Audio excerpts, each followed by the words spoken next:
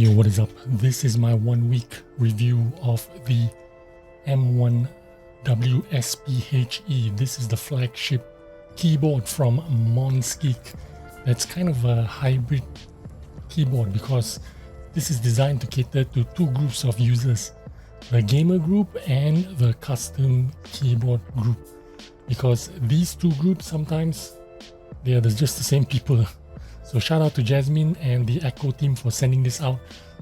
This keyboard delivers in spades to the gamer group, and it delivers most of the options to the custom keyboard gang.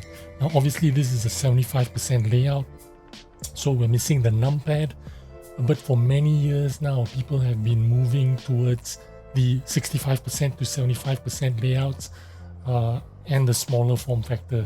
To be honest, nobody wants those large keyboards, full keyboards anymore. This is just the most popular size for the zoomers out there. Now, as far as pre-built keyboards go, this has all the endgame specs that you want.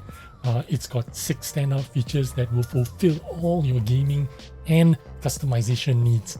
Now, standout number 1 is you can connect 3 modes with this keyboard. You have wired, you have 2.4 wireless, and you have Bluetooth of up to 3 devices. Now in wired mode, you can get 8K polling. Now I tested this out, you do get 8K polling. Regular keyboards are like 500 Hertz or 1000 Hertz, something like that. So it's at least 7 times faster than regular gaming keyboards. It's not a really big deal as it sounds, because 8K polling versus 1K polling is only 0.125 milliseconds difference, so it's not like a huge difference. But if speed matters to you, this will be important. Also worth noting that this keyboard is 4 kilos, so it's probably staying at your desk in wired mode 99.9% of the time. But it's nice to have the options of wireless connectivity and Bluetooth if you want to take it out somewhere, like, you know, to a cafe or whatever. So it's kind of useful for that. Standout number 2 is this has magnetic switches, meaning you can customize the actuation distance of each key from 0.1 to 4.0 all the way down, because the travel distance here is 4 millimeters roughly. So you can actuate it. It can be anywhere around this travel that you actuate the switch. It's up to you. You customize it any way you want. You can just have it, just touch it to actuate, or you have to press all the way down before you actuate it. And this is what magnetic switches are all about. Standout number 3 is rapid trigger. Now you have custom actuation on your keys, right? You also have custom deactivation of each key. You also have non-stop rapid trigger, which means you can reset and press your keys almost instantly in fast-paced games. Not only can you set it to actuate as little as you want or as much as you want, but you can set it to reset the keys as much as you want, meaning as quick as you want, as soon as you let it go. Or for example, you can actuate it by making it actuate all the way down at 4 millimeters right there, and then deactivate only when you reach right to the top. So you can do that if you want to. That is what actuation and rapid trigger does for you. Standout number 4 is dynamic keystroke. Now this ability to trigger 4 different operations in one key press. Now depending on your key press force, a light key press triggers 1 action, and a deeper key press triggers action number 2. So you have 2 actions there, and then on your way back you can have another action halfway through the keystroke and another actuation after you release the key completely. This gives you 4 keystrokes every time you press. If you want it, you can turn it on and off. Obviously, you can set it how you want, depending on what actions you want in whatever situation or games that you play. Standout number 5 is called Mod Tab. Now, this is a popular feature with the Wooting keyboards. A single key press can achieve 2 functions. Pressing the key is one function, and holding the key gives you another function. That is Mod Tab. Now, standout number 6 is Toggle Key. Toggle Key is press and hold and automatically trigger like spamming. It will continue to spam until you deactivate it again by holding it and releasing it again. So it's like an on and off button to spam the keys. So that is pretty amazing, and that is called Toggle Key. Now, the Monsgeek M1W-SP also has onboard memory, so you can take your settings with you on the go without setting it up every time you switch computers. To set this keyboard up, the first thing you need to do is pull out the caps key and select the mode that you want to use it in. And there's a little switch here next to the caps, right there. And right now it is pointed all the way south. You have 3 positions. You have the top position, you have the middle position, and you have the bottom position. Now, the top position is for Windows. Is for Mac OS. And then the middle button is for Windows wired mode. And the bottom, which is what it is on right now, is Windows plus battery mode.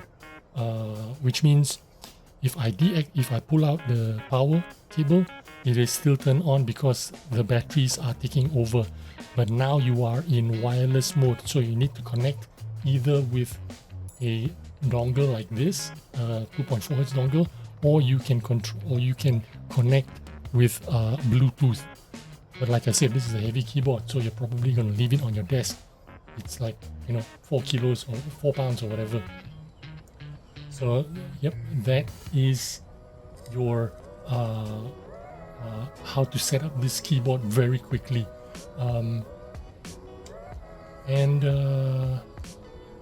Obviously you don't want to game with Bluetooth, but on 2.4 Hz with this dongle, it is still very gameable because 2.4 Hz is still pretty quick in my opinion.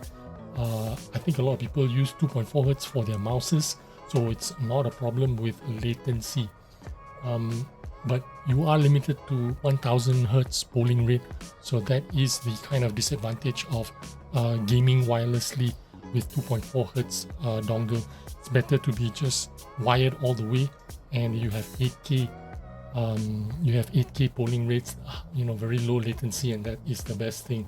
Now, a big advantage with these Hall effect switches that they have on regular switches like these are regular switches.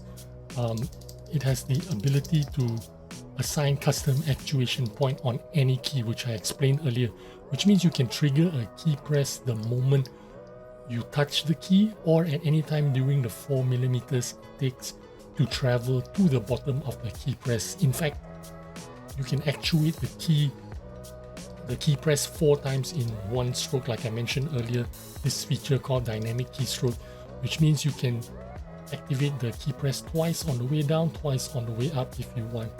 So that's just incredible.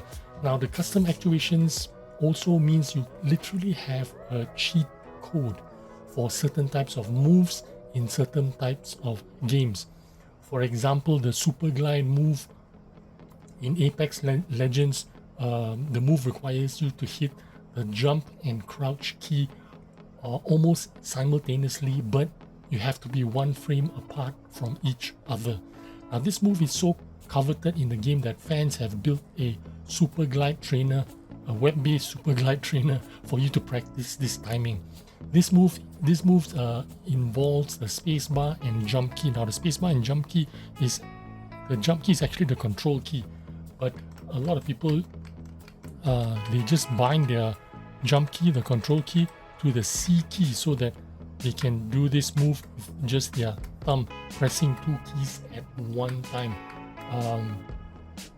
No, I mean, so they would just use the thumb to actuate the spacebar and jump, or the C key for crouch at the same time. Now for science purposes, we will use the default crouch key and the spacebar to see if we can hit the jump one frame before we hit the crouch key. Now I'm using my regular mechanical keyboard with linear switches versus the Monsgeek with magnetic switches here. On my regular keyboard, my potential super glide was only 12%. You can clearly see, as hard as I tried to time my key press to be almost at the same time, but making my keyboard or my what key is this, spacebar keyboard, press a little bit sooner than my control key, it is very difficult to make this move successful. Now 12% potential super glide is abysmal. I would just not bother, to be honest with you, trying this move, to be honest, because this level of difficulty means you have to spend a lot of time practicing to make it worthwhile. And for casual players like me, this just isn't worth it enough to invest so much time into one specialty move. Now on my Monsgeek, my spacebar is set to 0.5mm actuation and my control key is set to 1.6mm actuation. So when I hit both keys at the same time, there's a built-in delay in the hardware, and it lets me delay the control key slightly, making my potential super glides on the Monsgeek at 83%. It is phenomenal, and I'm sure I could have, do even better with more than just one day of practice. Now this keyboard itself is fully aluminum, and the keycaps are made by the famous Echo brand, and it is side printed and backlit, made of durable and great sounding PBT material. The RGB lights are south facing. It's got a 6000 milliamp battery, and you can go wireless for 150 days without charging if you don't use the RGB lights.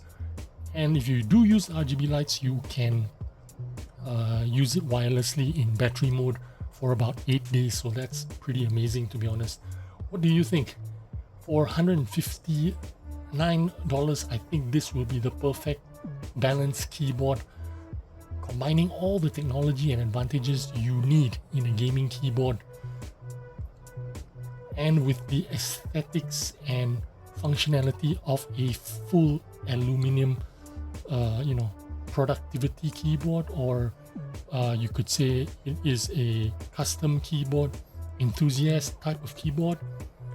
The Monsgeek M1W-SP Hall effect also comes in a price that's going to be attractive to those gamers looking for a good deal and endgame specs.